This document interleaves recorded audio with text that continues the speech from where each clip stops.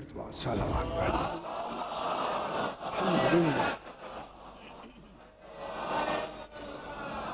پھر بھی ایک مرتبہ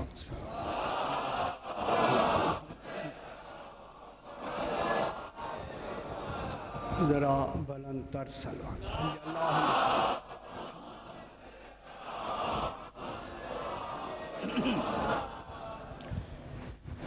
اعوذ باللہ من الشیطان الرجیم. بسم اللہ الرحمن الرحیم. الحمد للہ رب العالمین. الصلاۃ والسلام علی اشرف الانبیاء والمرسلین خیر المبشرین والمنذرین سیدنا و طبیب نفوسنا وشفیع ذنوبنا ابوالقاسم محمد وآلہ الطیبین الطاہرین المعصومین صلوات اللہ علیہم اجمعین. اما بعد بسم اللہ الرحمن الرحیم. یا ایتھا النفس المطمئنہ ترجعی الی ربک راضیۃ مرضیہ فادخلی فی عبادی وادخلی جنتی.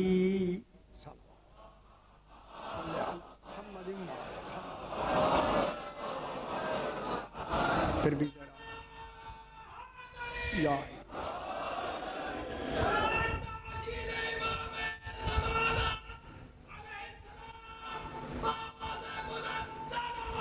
اللہ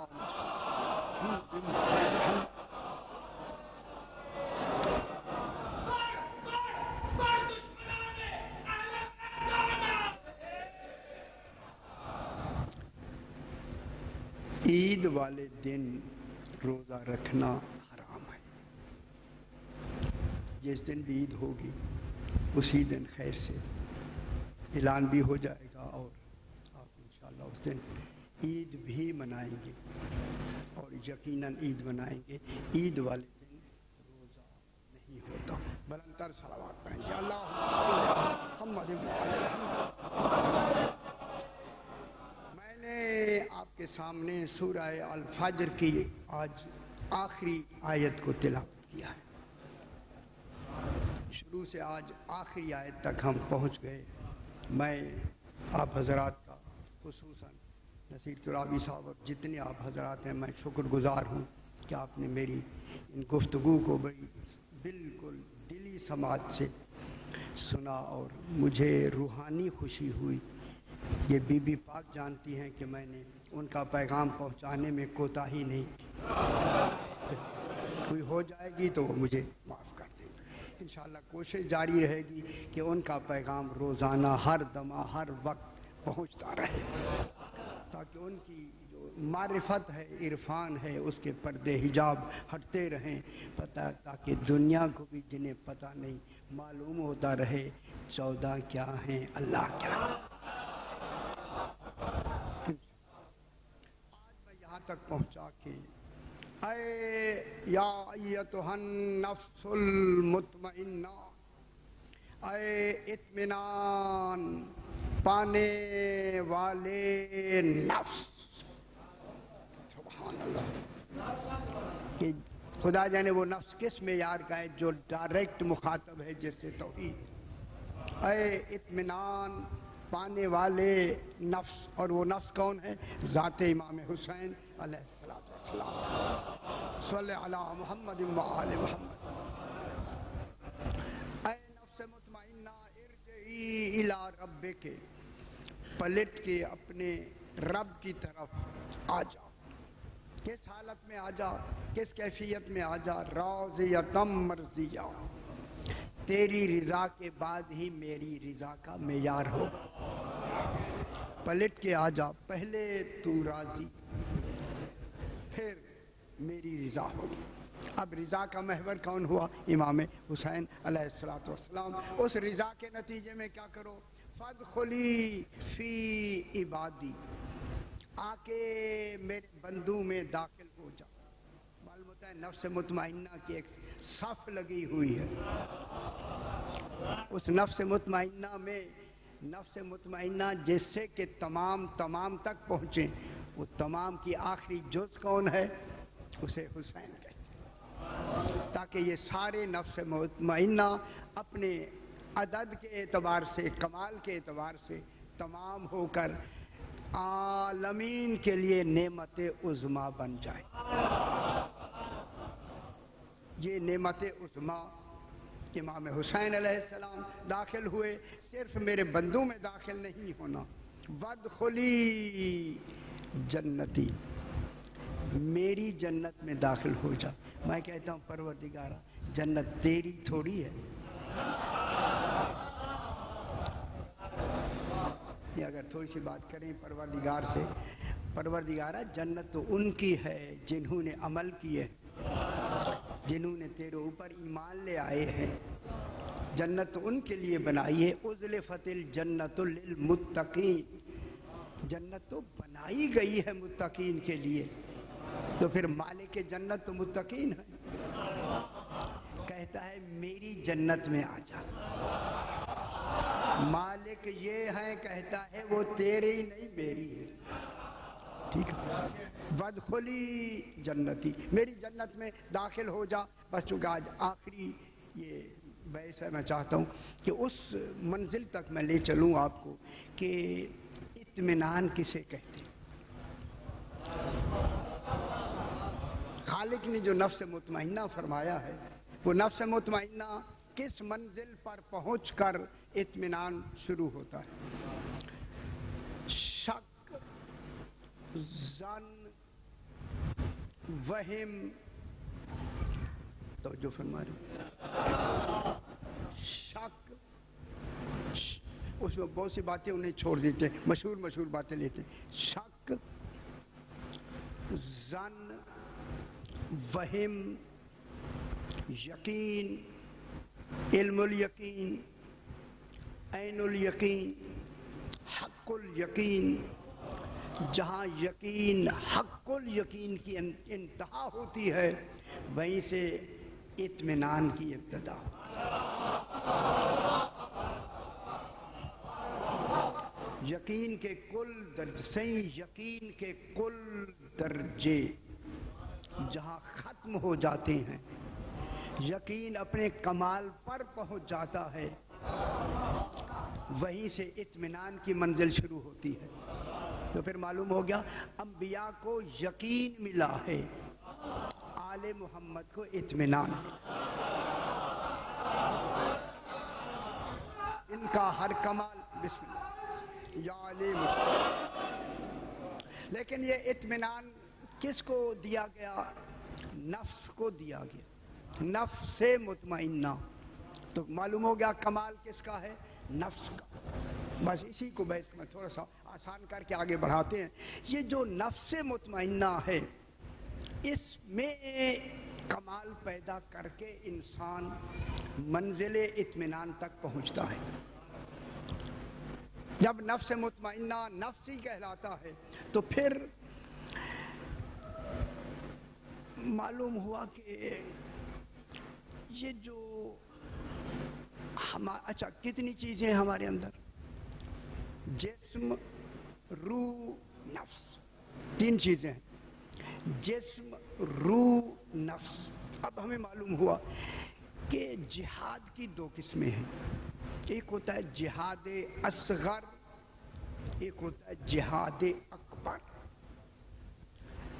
میدان جنگ میں لڑنا, جان دے دینا جہاد اصغر ہے. یعنی جان دے دینا جہاد اصغر ہے، اپنے نفس سے مجاہدہ کرنا جہاد اکبر۔ کیوں ہے؟ میرا سوال ہے کیوں؟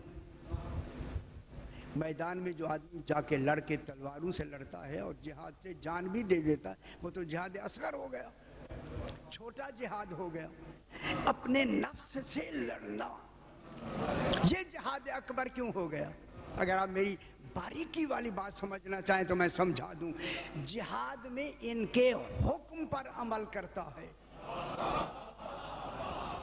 غور نہیں فرما رہے۔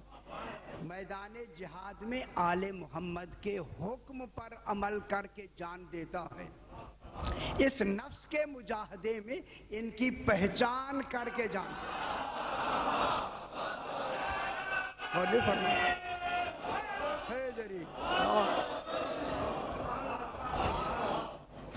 یہ جو مجاہدہ نفس ہے اس میں ان کی پہچان ہوتی ہے، ان کی معرفت ہوتی ہے، ان کا کمال ہوتا ہے۔ معلوم ہوتا ہے کمال ہی آل محمد کی پہچان کا نام ہے، تو پھر وہ کیا بن جائے گا؟ مجاہد اکبر، جہاد اکبر۔ ٹھیک ہے، جب یہ جہاد اکبر ہے تو اس پورے نفس کا ظاہری کمال کے نام بدن ہے۔ نفس کے ظاہری کمال کا نام، میں ادھر جوہر کی طرف نہیں جاتے، مشکل علم کلام فلسفے میں نہیں جاتے، آسان لفظوں میں اس نفس کے ظاہری مظہر کا نام کیا ہے؟ بدن۔ یہ بدن کیا ہے؟ اس نفس کے اس کمال کا مظہر ہے پورا بدن، یہ جو جسم ہے بدن ہے۔ اب اللہ نے اسی بدن میں دیکھیں اس کا ایک لشکر بنایا ہے۔ یہ جتنی اعضاء ہیں یہ بدن کا لشکر ہے، اور ہر لشکر میں جو قوت دی ہے، بس آنکھ ہے یہ بھی اس کا لشکر ہے، کان ہے اس کا لشکر ہے، پیٹ ہے اس کا لشکر ہے، جسم ہے اس کا لشکر ہے، ہاتھ پاؤں، یہ سبع اقالیم اس کو کہتے ہیں۔ 7 اعضاء اس جسم کے لشکر ہیں جس سے یہ مقابلہ کرتا ہے، جس سے یہ لڑائی کرتا ہے۔ ان 7 اعضاؤں پر نفس کنٹرول کرتا ہے۔ یہ سارے 7 اعضاء کس پہ کنٹرول میں ہوتے ہیں؟ نفس۔ اس نفس پر جب کنٹرول کرتا ہے، اس نفس پر جو زیادہ کنٹرول کرتی ہے اس کو کہتے ہیں قوت واہمہ، جس کو علماء نے قوت عاقلہ بھی کہا ہے۔ فلسفی یہ نے جو دوسرے ہیں انہوں نے اسے قوت واہمہ کو قوت عاقلہ کہا ہے، قوت واہمہ کو قوت ناطقہ کہا ہے، ہم اسے قوت واہمہ کہہ کے بات کو آگے بڑھاتے ہیں۔ اب اس نفس پر کنٹرول کس کا ہوتا ہے؟ ان تمام اعضاء کا بادشاہ کون ہے؟ وہم۔ وہم کے تحت یہ جسم کا سارا، اب وہم سے مراد آپ وہ وہم نہ لیں جو آپ ذہن میں لیے ہوئے، میں کیا شاہ جی میں کیا کہہ رہا ہوں، آپ اسی میں پریشان ہو گئے ہیں، وہم کہاں، پورے جسم میں کنٹرول کہاں؟ اس کو قوت عاقلہ کہتے ہیں۔ اب انہوں نے نام رکھ دیا، ہم اب کیا کریں، فلسفی ان کے نام ہیں، ہمیں بتانا پڑتا ہے۔ اب یہ نفس وہم کیا کرتا ہے؟ اس پہ کنٹرول کرتا ہے، پورا تصرف، بادشاہ ہے وہم۔ اگر یہی وہم یا قوت عاقلہ شرع کے مطابق، جیسے شرع نے حکم دیا ہے اس کے مطابق ان تمام اعضاء پر تصرف کر دے تو یہ جسم کی حکومت رحمانی بن جاتی ہے۔ یہ جسم کی حکومت کیا بن جاتی ہے؟ قوت رحمانی۔ کس کی وجہ سے؟ اس قوت واہمہ کے تصرف کی بنا پہ۔ جب وہ تصرف کرتی ہے شریعت اور عقل کے تصرف میں زیر اثر، جب وہ کرتی ہے تو کیا بنتی جائے؟ یہ پوری حکومت رحمانیہ۔ ہاں اگر یہ شریعت کے خلاف وہ عمل کرے تو پھر یہی حکومت بن جاتی ہے حکومت شیطانیہ، حکومت رحمانی نہیں بنتی۔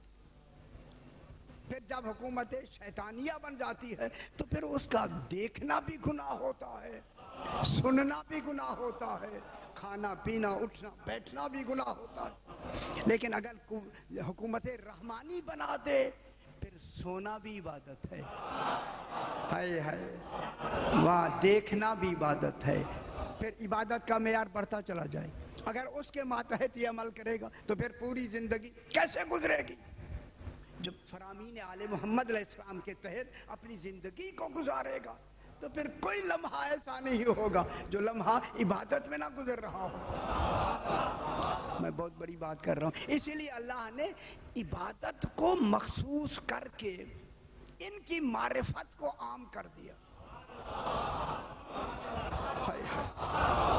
عبادت کو مخصوص کر کے ان کی معرفت کو عام کیا۔ میں جملہ کہوں، نجات ان کی معرفت پہ دیکھا، عبادت پہ نہیں۔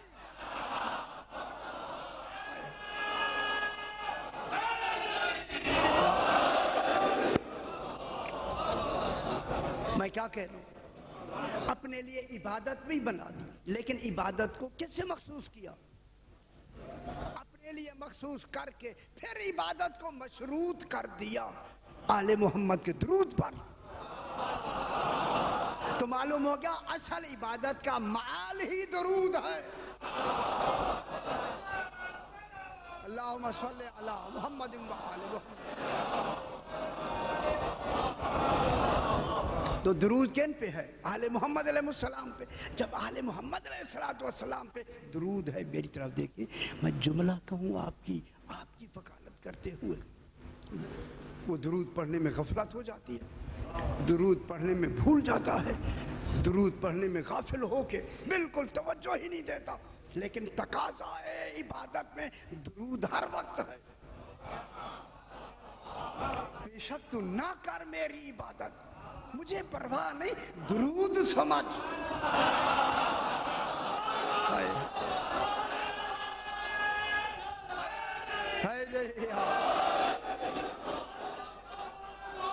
دے دی شاہ جی، دے دی جھوٹ، میری طرف دیکھیں، نہ کر میری عبادت، نہ کر میری عبادت۔ ہاں اگر تجھے موقع ہی نہ ملے میری عبادت کرنے کا، تقاضا ہی نہیں ہے، خواہش ہے طلب نہیں ہے۔ نمازیں خواہش میں پڑھو، ان کی محبت طلب میں کرو۔ بہت بڑی بات میں کر رہا ہوں۔ نمازیں پڑھتے رہو، صحیح نمازیں میری پڑھتے رہو، جیسی پڑھتے رہو، جب تک درود نہیں ہوگا میں قبول ہی نہیں کروں گا۔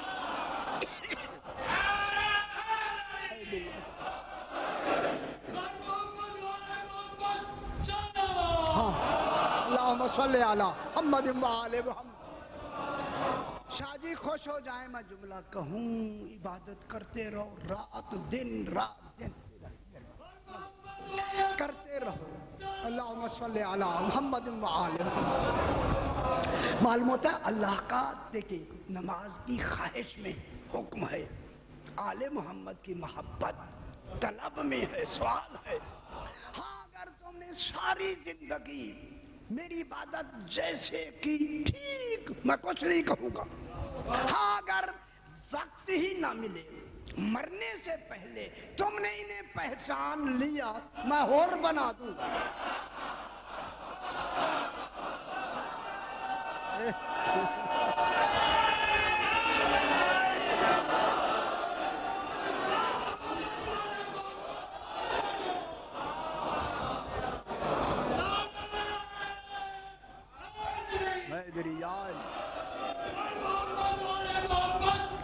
اللہم صلی علی محمد و آل محمد۔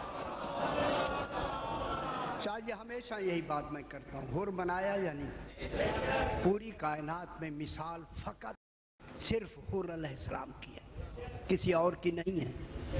حر آ گیا امام کے پاس، کب آیا؟ آخری رات آیا۔ دیکھیں جان کے نہیں آیا، جانتا پہلے بھی تھا، امام کو پہچان کے آیا ہے۔ امام نے اس کی پہچان کا معیار اس معیار کا دیکھا، پیچھے نماز نہیں پڑھنے دی، کہا معرفت میں پہلے چلے جاؤ۔ میں بیان کیا یہ نہیں کہ ہزاروں مرتبہ کیا آج جملہ مجھے پھر کہنے دے، امام آقا نماز ایک نماز تو پڑھنے دیتے، زور کی ایک نماز جو ہونی ہے ہر کو پڑھنے دے، اس کے بعد شہید ہو جائے، تو کیوں نہیں پہلے کیوں بھیج دیا؟ امام کو کیا سمجھتے کتنا بڑا حکیم ہے، نفس مطمئنہ ہے حسین، کتنے اطمینان میں ہر آیا، کتنے اطمینان میں بھیج دیا، کہا ہر جلدی چلے جاؤ، پہلے جنت میں چلے جاؤ، اگر تو نے نماز پڑھ کے جنت میں چلا گیا، جائے گا تو جنت میں، مگر دنیا یہ کہے گی نماز کی وجہ سے جنت میں گیا ہے۔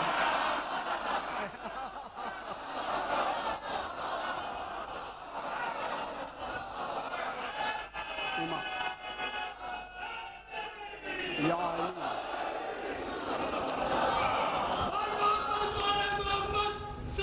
اللہم صلی محمد، اس نفس کی ریاضت میں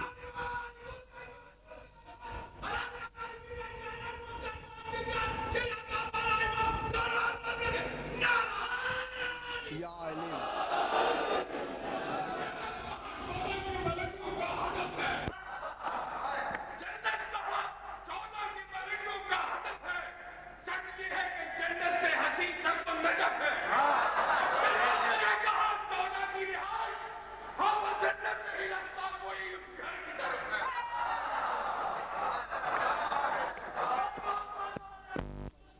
اللہم صلی علی محمد و آل محمد۔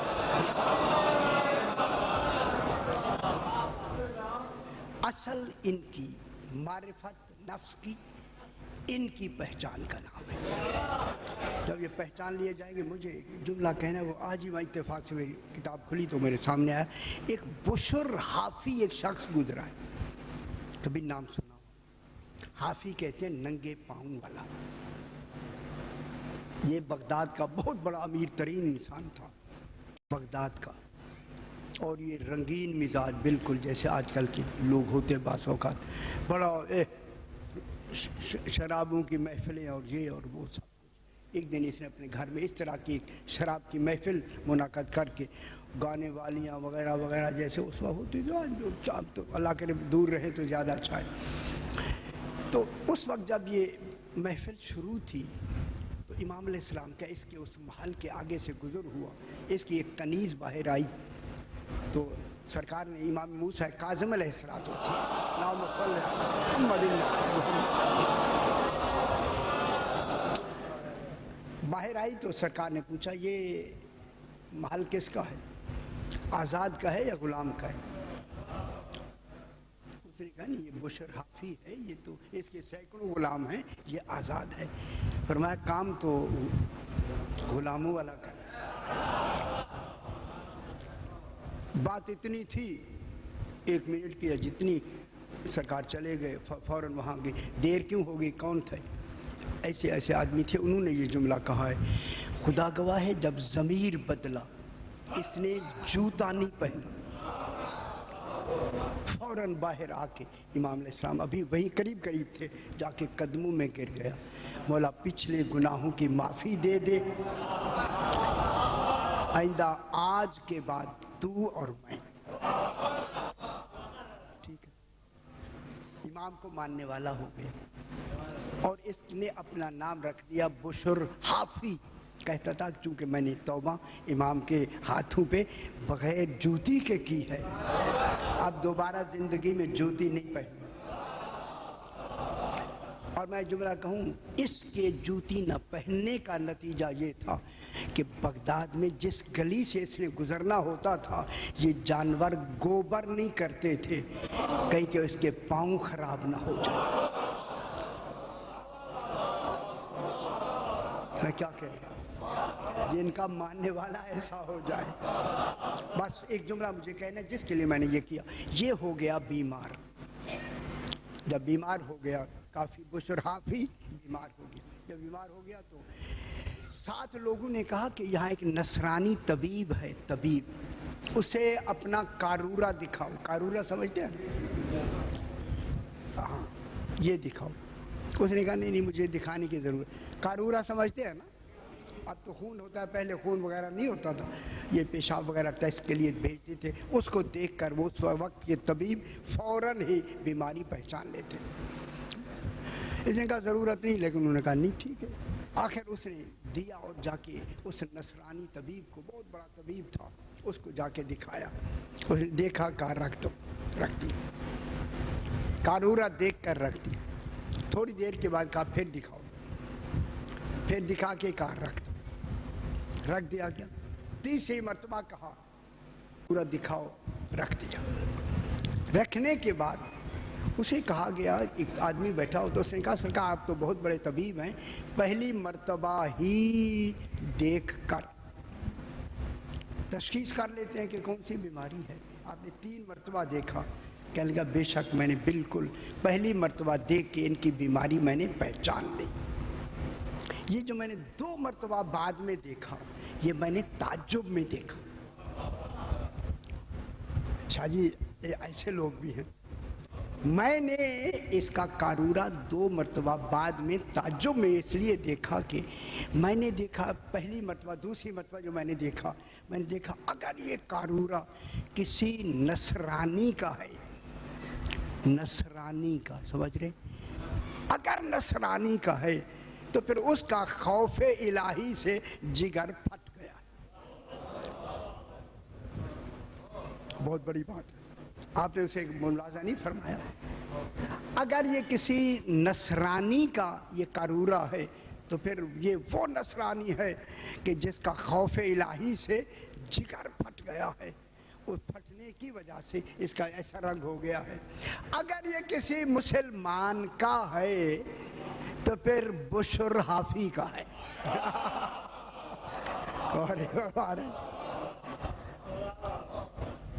میں کیا کہتا ہوں، معلوم ہوتا ہے کہ اس نے اپنی ریاضت میں اپنے آپ کو کس کمال تک پہنچا دیا، بشر حافی نے۔ یہی وجہ ہے جب اسماعیل مکی آیا بغداد میں تو کہنے لگا، رات کو آیا، اس نے خواب دیکھا کہ میں نے سر پہ ایک عرش کو اٹھایا ہوا ہے اور میں چل رہا ہوں۔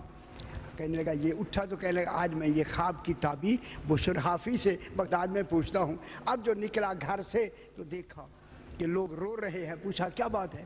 کہا بشر حافی کا انتقال ہو گیا ہے۔ کہتے افسوس کہ مجھے خواب کی تعبیر تو نہ ملی، کہ میں نے جو عرش کو سر پہ اٹھایا ہوا تھا اس کی تعبیر مجھے نہیں ملی۔ لیکن کہتا ہے جب لوگوں نے کہا کہ اس کا انتقال ہو گیا تو میں نے کہا کیوں نہ میں اس کے جنازے میں بھی شریک ہوں، شامل ہوں۔ جب میں گیا تو جنازہ ہو کے اسے باہر لے جا رہے تھے تو میں بھی چلتے چلتے اس کے اس تابوت کے نیچے ہو گیا، تاکہ ادھر سے تو نہیں اٹھا سکتا، میں نیچے سے اٹھا لوں گا۔ بس چوں ہی میں تابوت کے نیچے آیا، اوپر سے بشر حافی نے کہا یہی تیرے خواب کی تعبیر ہے۔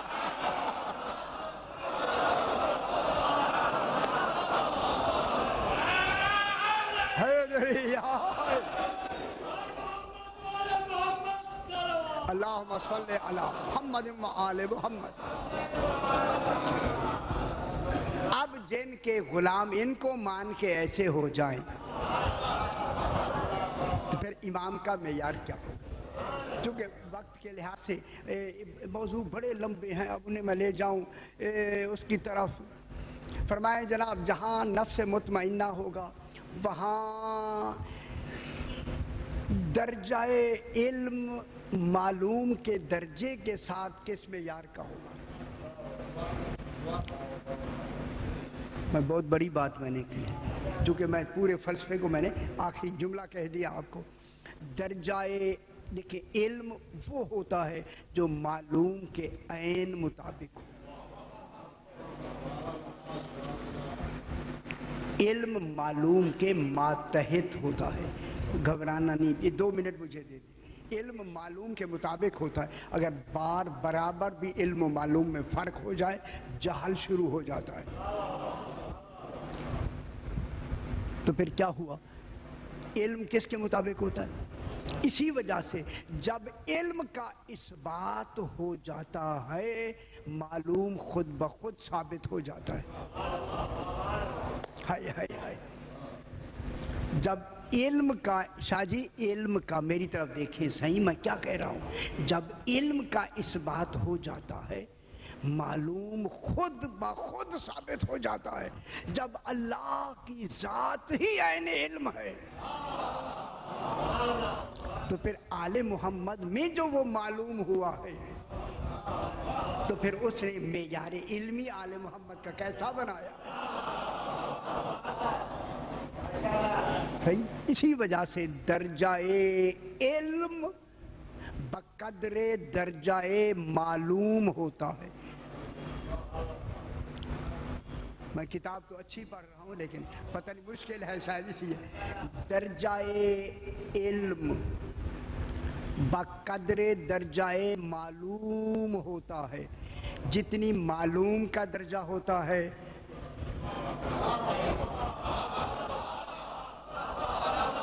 سمجھیں یار سمجھیں، اتنا علم کا درجہ ہوتا ہے۔ اگر ایک آدمی کی معلومات حیوانیت تک ہیں، حیوانوں کے علم رکھتا ہے تو پھر اس کا درجہ علم حیوانوں کا سا ہے۔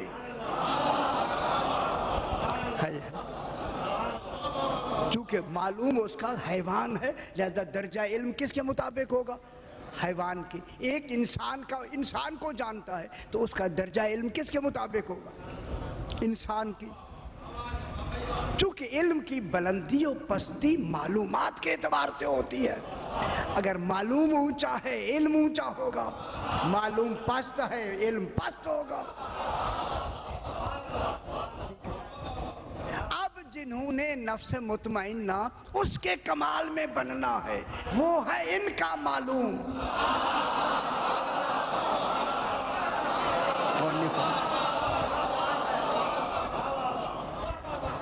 پھر اللہ نے آل محمد علیہ السلام کو کا جو معیار علمی بنایا ہے، کا معیار علمی کس کے مطابق ہے؟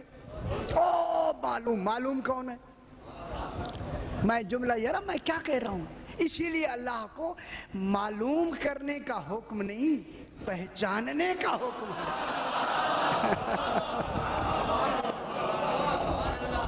جب اللہ کو پہچاننے کا حکم ہے تو پھر آل محمد اس وقت سے ہیں جب درمیان میں کوئی شے پہچان کا ذریعہ نہیں تھی۔ پھر ان 14 نے اللہ کو پہچانا نہیں جانا ہے، تو پھر ان کا معیار علمی جاننے کا وہی ہے جو توحید کا اپنی ذات کے بارے میں ہے۔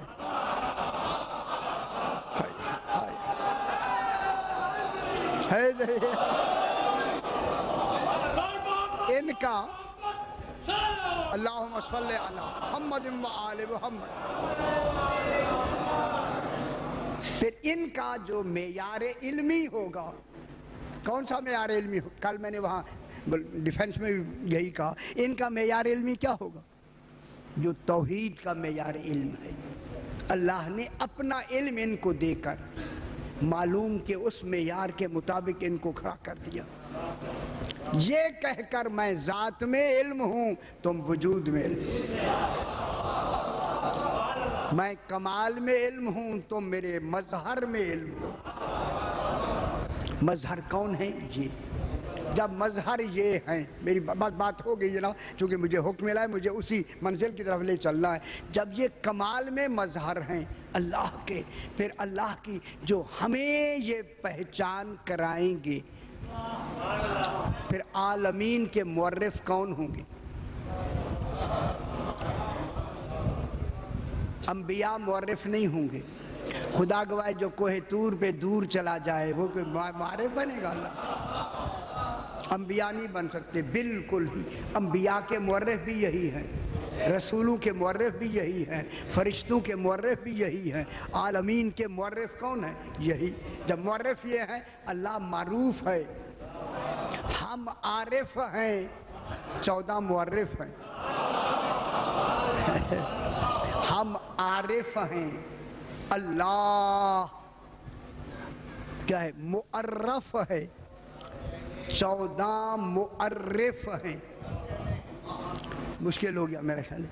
शाह जी मुअर्रिफ कौन है? मुअर्रिफ मारिफत करवाने वाले कौन है? 14। मुअर्रफ कौन है? अल्लाह। आरिफ हम हैं, और ये जो कुछ कराएंगे इसका नाम है मारिफत।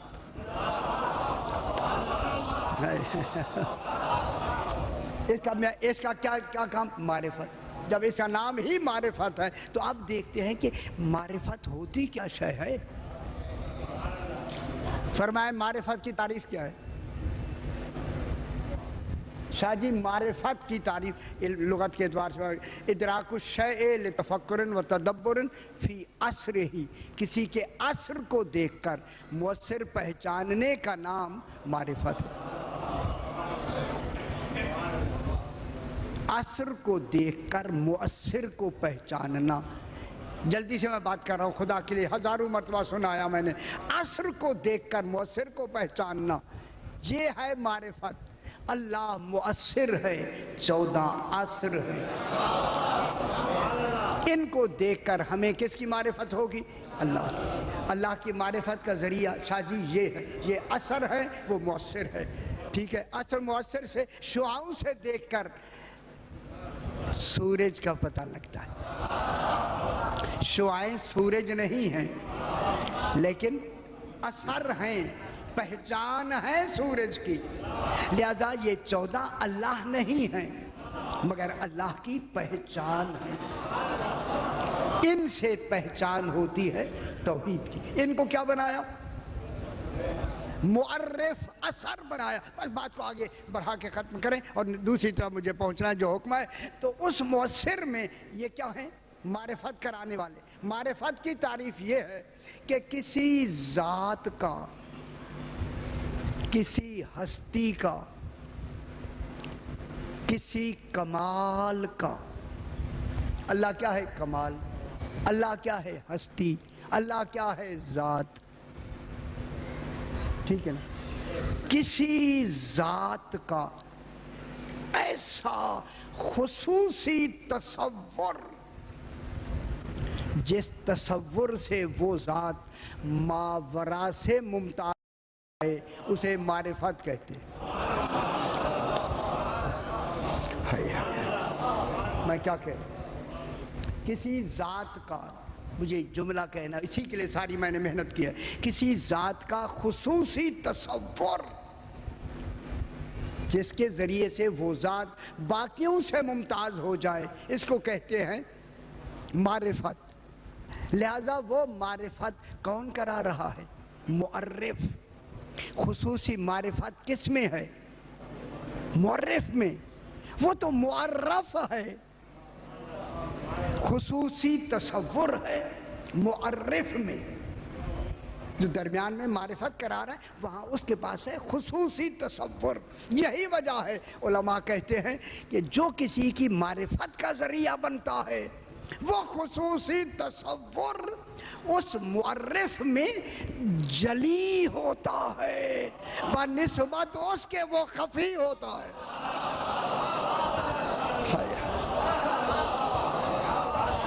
मैं क्या कह रहा हूँ? मुअर्रिफ में वो तसव्वुर जली होगा तो वो खफी माना जाएगा। अगर वो खुद खफी था तो फिर मुअर्रिफ की जरूरत क्यों आई?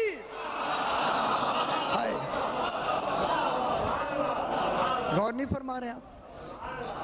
अगर वो खुद ही खफी नहीं था, जली था, तो फिर दरमियान में मुअर्रिफ की क्यों जरूरत पेश आई? तो मालूम हो गया खुद खफी होगा, लेकिन जो तसव्वुर उसका होगा वो उस मुअर्रिफ में जली होगा, इतना नुमाया होगा, इतना वाज़े होगा, इतना जाहिर होगा, देखा ये जाएगा, माना वो जाएगा।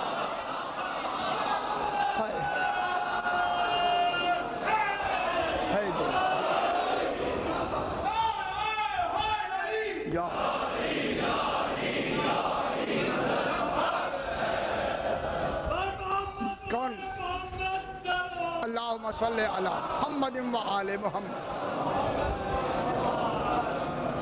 وہ خصوصی تصور کس میں ہوگا شاہ جی؟ مورخ میں، یہ جو درمیان میں واسطہ ہے اس میں ہوگا۔ میں جان کے لفظیں مشکل کہہ رہا ہوں تاکہ کچھ تو مشکل آپ تک پہنچے۔ بالکل آپ کہیں گے یہ کیوں کیسے، میں جان کے کہتا ہوں تاکہ کچھ تو کانوں تک مشکل لفظیں پہنچیں، بالکل سہل نہ ہوں، تاکہ معرف میں اس کا تصور کیا ہوگا؟ جلی، یعنی ہمیں اس سے کوئی غرض نہیں، ہمیں ان سے غرض ہے، ہم نے ان کو جاننا ہے، انہیں پہچاننا ہے۔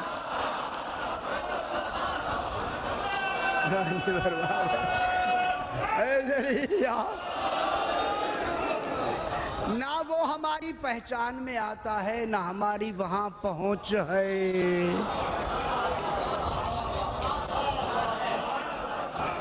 اگر انچولی والوں کی ہے تو بہت اچھا ہے۔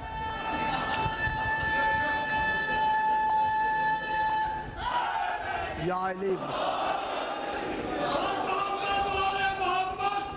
اللہم صلی علی محمد و آل محمد۔ ماشاءاللہ آپ ایک بات تک پہنچ گئے۔ اب ساری معرفت ان کے ذریعے ہوگی۔ اب اللہ وہی مانا جائے گا جو یہ کہیں گے۔ شاہ جی میں بہت بڑی ذمہ داری کی بات کرتا ہوں۔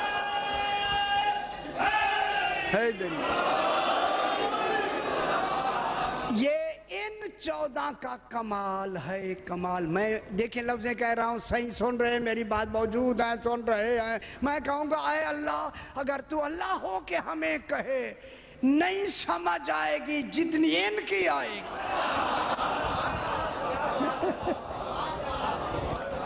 جو یہ کہیں گے وہی اللہ ہے۔ تو پھر اللہ تک پہنچانے والے کون ہوئیں؟ نہ کون ہے؟ اللہ تک لے جانے والے کون ہیں؟ اس کمال تک اتصال دلانے والے کون ہیں؟ اسے منوانے والے کون ہیں؟ ہو گیا، معلوم ہو گیا کوئی وہ ہے کیا؟ بس اب ہم ملنے کے لیے چلتے ہیں۔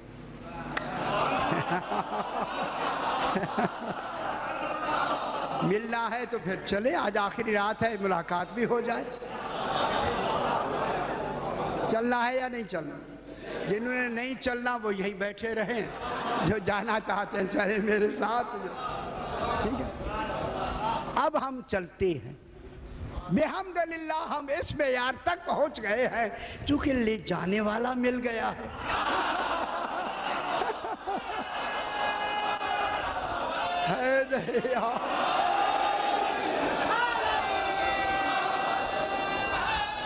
یا علی مل گیا شاہ جی، مل گیا یا نہیں مل گیا؟ ڈھونڈ لیا ہے ہم نے، ایسا باعتماد ہمیں مل گیا ہے، ایسا قابل مل گیا ہے، نہ وہ رات دیکھتا ہے نہ دن دیکھتا ہے، کہتا ہے چلنے کی کرو،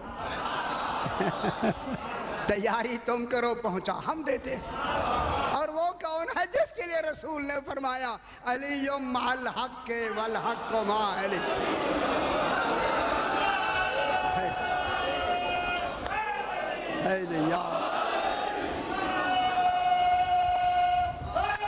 یا علی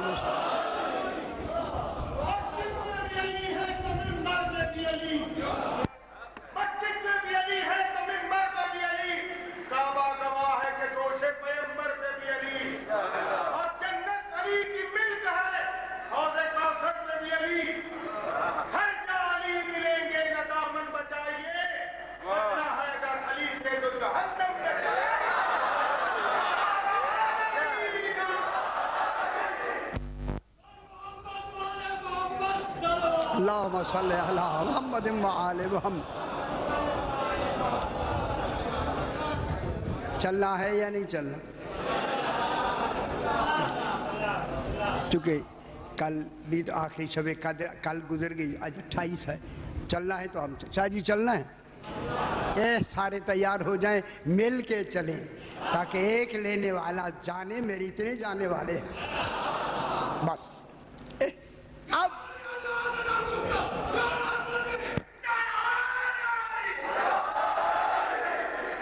اب جناب وہ سیر کے لیے ہم چلتے ہیں. اب علماء یہ میں نے حیدرآباد دکن میں بھی صحیح بھی موجود تھے اکٹھے, بڑا لطف لیا انڈیا میں, پورے انڈیا ہزاروں کے مجمع میں, صرف سینکڑوں نہیں. اب یہ سیر ہم سیر کے لیے چلتے ہیں. اب علماء کہتے ہیں کہ سیر کے معنی کمال کی طرف چلنا. ہم وہاں تک چل نہیں سکتے جب تک کوئی لے جانے والا نہیں. لے وہی جائے گا جو منزل سے واقف ہو, جو پہلے وہاں ہو وہی لے جائے گا, جو سدرہ پہ کھڑا ہو جائے وہ نہیں لے جائے گا. جبریل نے نہیں لے جانا بابا, نہیں لے جانا, کوئی اور ہوگا جو لے جائے گا. اب جو لے جائے گا تو کیسے جائیں گے؟ وہ فرماتے ہیں کہ سیر من الخلق الی الحق بالحق.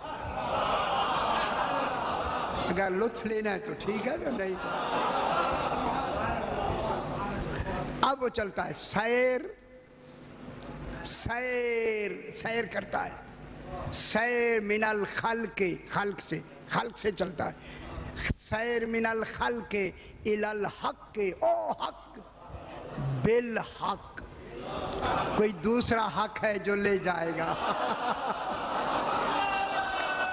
ہائے ہائے دریا, سبحان اللہ. اچھا جی, چلو جی.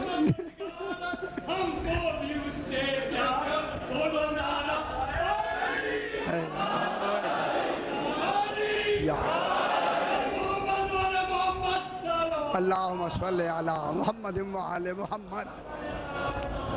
بس جناب سیر, جلدی سے جناب, جلدی سے سیر. دیکھیں ہمیں خوش بھی تو ہونا چاہیے.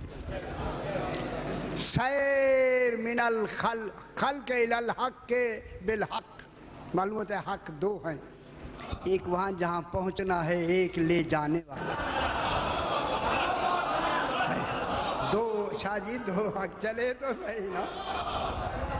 دو سیر من الخلق الی الحق, حق اللہ, بالحق, حق کے ساتھ. حق لے جا رہا ہے حق تک. اب وہاں پہنچ گئے.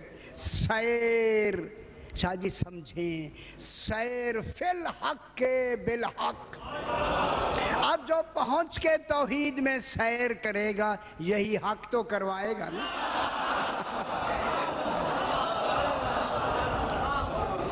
اللہ اکبر. سیر فی الحق بالحق. اب وہاں سے چلتا ہے سیر من الحق الی الخلق بالحق. اب حق سے جو واپس آتا ہے پھر دوسرا حق ہے جو لے کے آتا ہے. حق لے کے بھی جا رہا ہے, واپس بھی آ رہا ہے. جب حق سے معلوم ہے ایسا حق جو اس سے ملا دے, ایسا کیف آیا, تنہائی میں بیٹھ کے کہتا ہے علی حق. اور بھی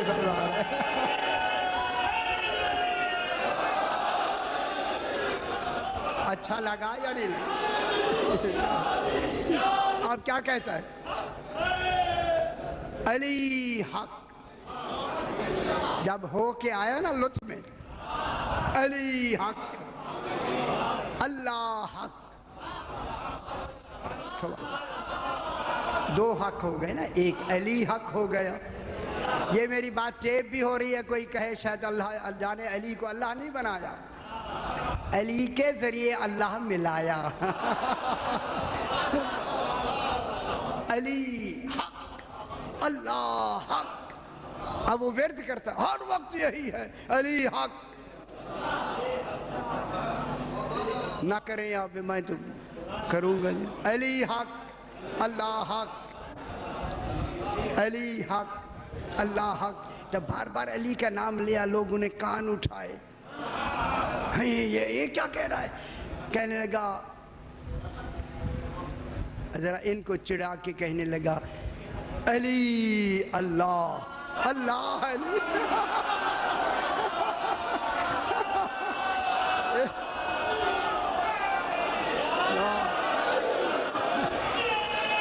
ماشاءاللہ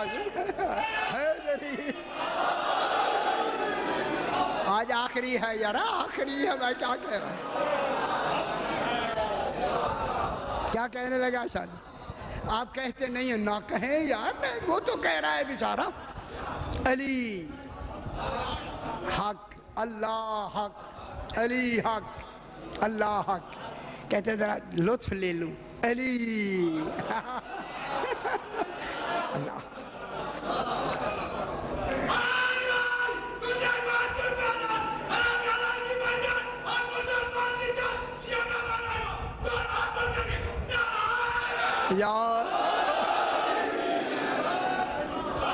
چاہیے لطف لیں جناب لطف لیں آپ کہتا ہے علی حق دل سے نکالتا ہے علی کو وہاں ملا کے اس کو اندر کرتا ہے اچھا ابھی نہیں سمجھ رہے تھے میرا خیال علی دل سے نکلتا ہے علی نکلتا ہے اللہ آتا ہے اللہ آتا ہے علی آتا ہے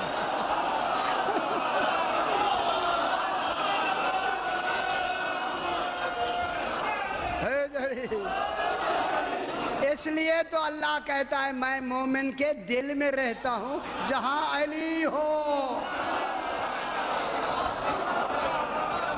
علی نہیں ہے کون آئے اچھی لگ رہی ہے بادشاہ جی اچھی لگ رہی ہے اب کہتا ہے علی حیدری یار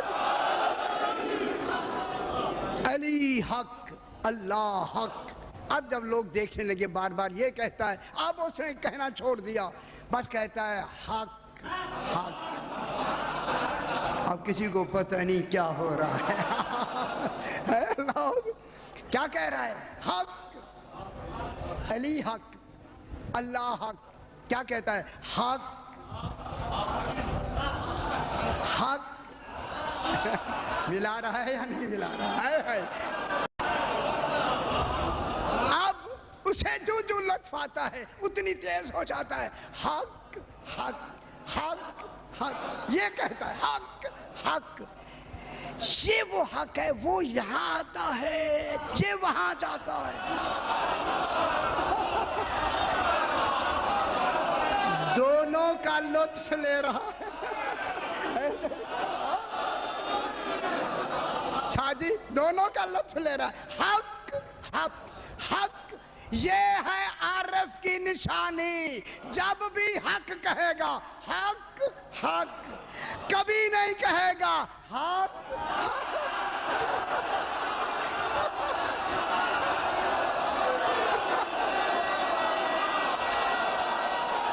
سمجھ آئیے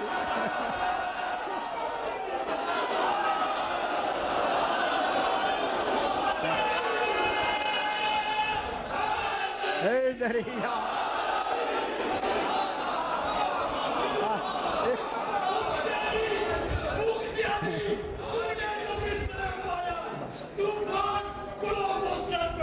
اچھا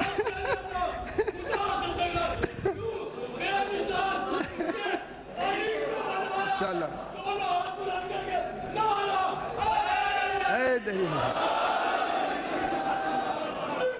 ماشاءاللہ خوش ہونا چاہیے بابا خوش ہونا چاہیے سبحان اللہ حق باہو ذرا جائیں تو صحیح نا تو کراچی بیٹھے ہیں حق باہو ہو کون ہے وہ حق کون ہے علی سلطان باہو اچھا سلطان کون ہے وجعلنی من لدنک سلطان النصیر اللہ ٹھیک ہے بس ٹائم تو زیادہ ہو گیا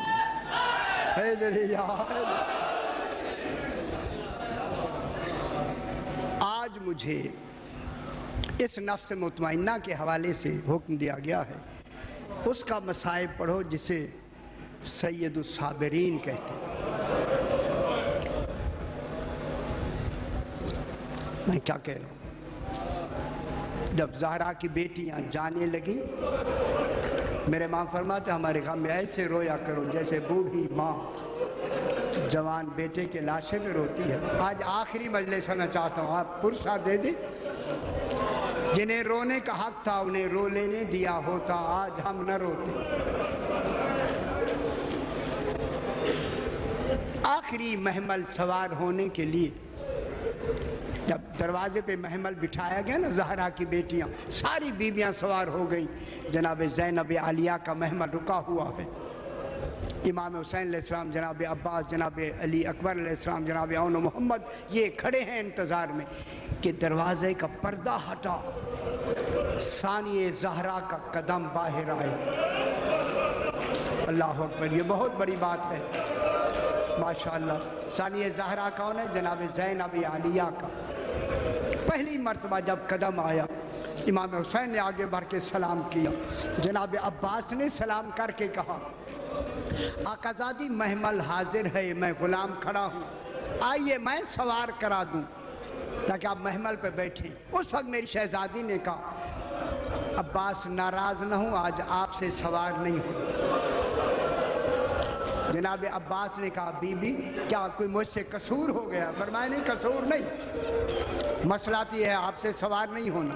جناب عباس پیچھے ہٹے، جناب علی اکبر علیہ السلام آگے بڑھے، امی آئیے میں سوار کراؤں۔ ماں نے بوسہ دے کے کہا علی اکبر ناراض نہ ہونا، آج آپ سے بھی سوار نہیں ہونا۔ خود امام آگے بڑھے، بی بی نے کہا آج امام ہو کے حکم نہ دیں، آپ سے بھی سوار نہیں ہونا۔ کہوں جملہ؟ امام نے کہا پھر کن سے سوار ہونا ہے؟ فرمایا مجھے وہ سوار کرائے جو کوفہ و شام کے بازاروں۔ ماشاءاللہ پرسہ دے، میں بات آگے بڑھاؤں، اجرکم اللہ، مجھے وہ سوار کرائے جو کوفہ و شام کے بازاروں میں مجھے سوار بھی کرائے اور اتارے بھی۔ اس وقت میرے امام نے فرمایا او میرا مہاری بیٹا، او میرا سجاد، آؤ پھوپھی کو سوار کراؤ۔ اجرکم اللہ، اجرکم اللہ۔ ہو گئی سوار بیبیاں، لیکن یہی جناب سجاد بازاروں میں گیا یا نہیں؟ روایت میں ہے کہ مسجد حنانہ سے لے کر ابن زیاد کے دربار تک جاتے جاتے جب امام باہر نکلے، پہلے بال سفید تھے، جب باہر آئے تو سر کے بال سیاہ تھے، سفید ہو گئے میرے سجاد کے۔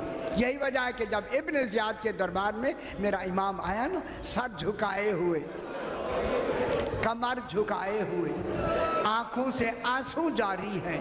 ایک آدمی نے آ کے کہا آپ بھی بنی ہاشم کے فرد ہیں، 2 مہینے پہلے یہاں مسلم ابن عقیل آئے تھے، ہائے ہائے ہائے ہائے، وہ سینہ تان کر کھڑے رہے۔ ماشاءاللہ اجرکم اللہ، سمجھ رہے میری بات؟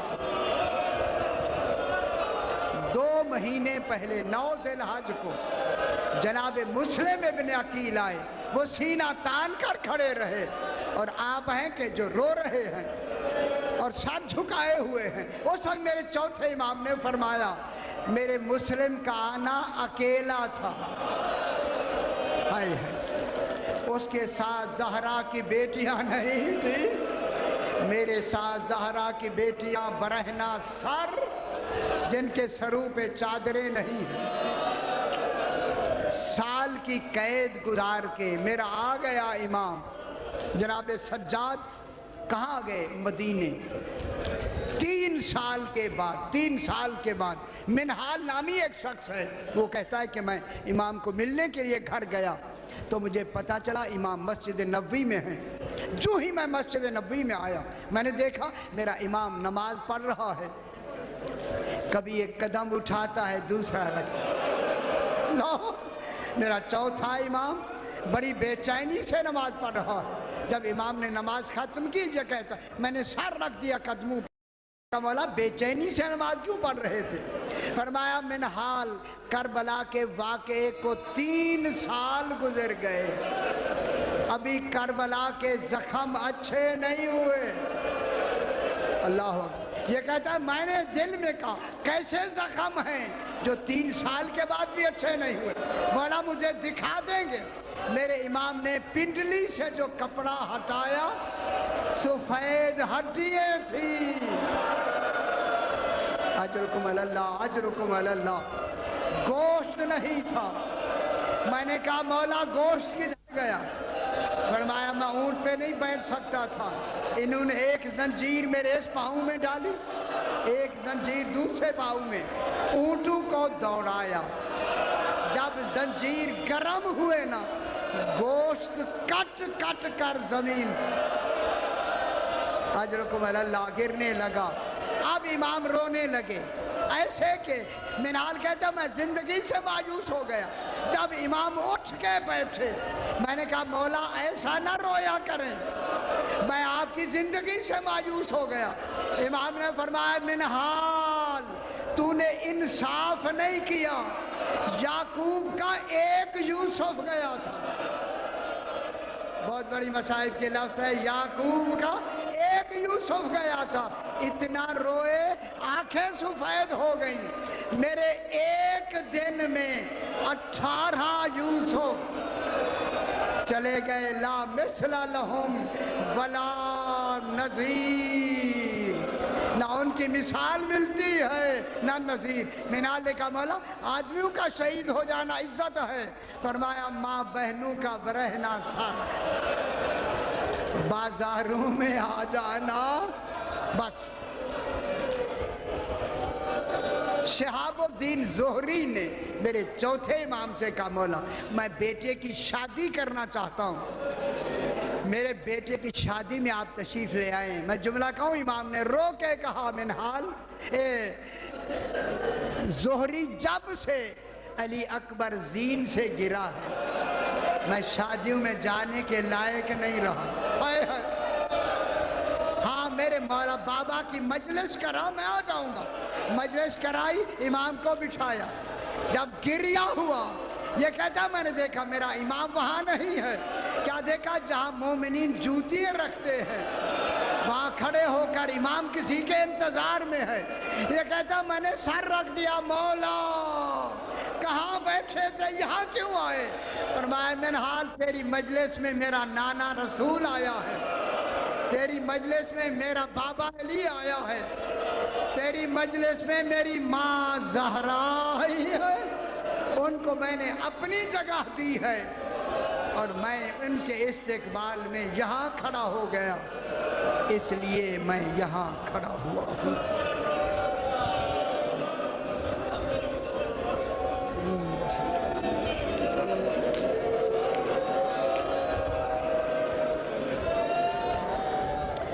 پروردگار مدفعل محمد و آل محمد، یہ جو اہتمام ہوا ہے اپنی بارگاہ میں منظور و مقبول فرما۔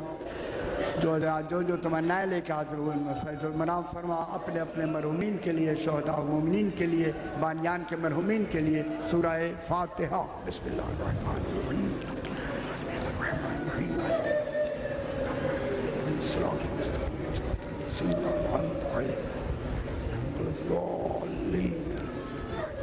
ربنا تقبل منا انك انت السميع العليم، رب زدني علما ويقينا وعليكم الصالحين، رب محمد وآل محمد۔